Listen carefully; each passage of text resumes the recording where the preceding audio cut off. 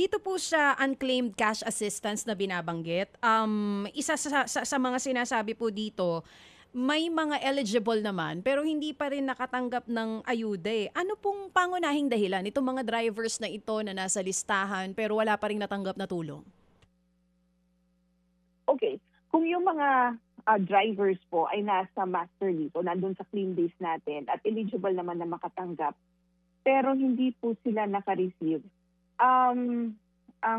we'll have to check kasi baka yan ay nakatanggap na sa ibang listahan. Ito yung sinasabi ko, DJ Chacha, na baka naman nasa MC Taxi siya tapos nakatanggap siya under the service delivery.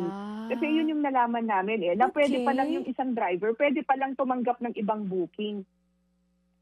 Pwede pala siyang maging service delivery, pwede siyang maging MC Taxi driver, depende doon sa tinanggap niya, doon sa application nila.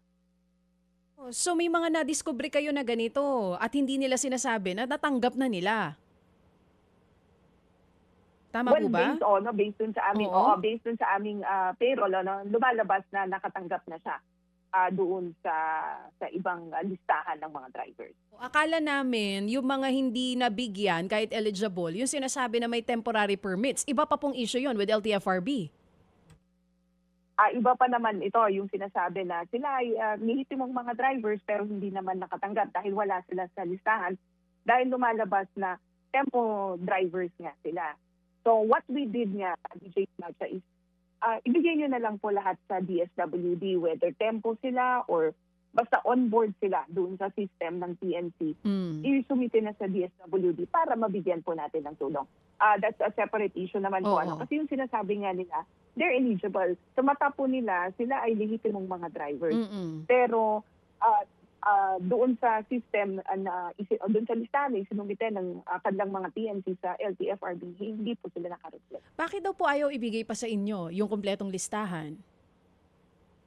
Actually, DJ Chacha, after our meeting with them, isinumite na po sa LTFRB. Oo. So kailan nyo po nahawakan yung master list natin from the TNCs?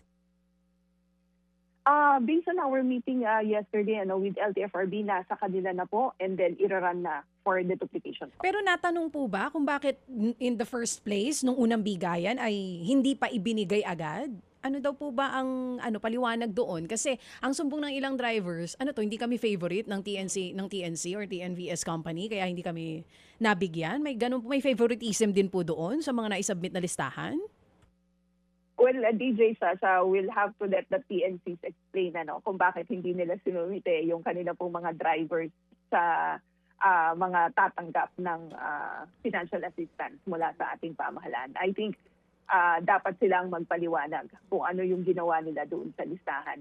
But dahil nga po may malasakit ang DSWD sa mga drivers, we requested them to submit lahat ng kanila pong mga drivers na nandun sa kanilang. Mga kapatid, para sa iba pang mga balita at impormasyon, sundan niyo po kami sa X, Instagram, Facebook at syempre sa TikTok, True Network PH. Mag-subscribe din po kayo sa aming YouTube channel, True Network. May website din po tayo, truenetwork.ph. At pwede nyo rin po kaming mapanood sa Channel 19 ng aming True FM TV. Lagi pa rin makinig sa radyo dito po sa 105.9 True FM dahil dito, lagi po sa'yo, kapatid. Ito tayo sa totoo, tunay at tapat.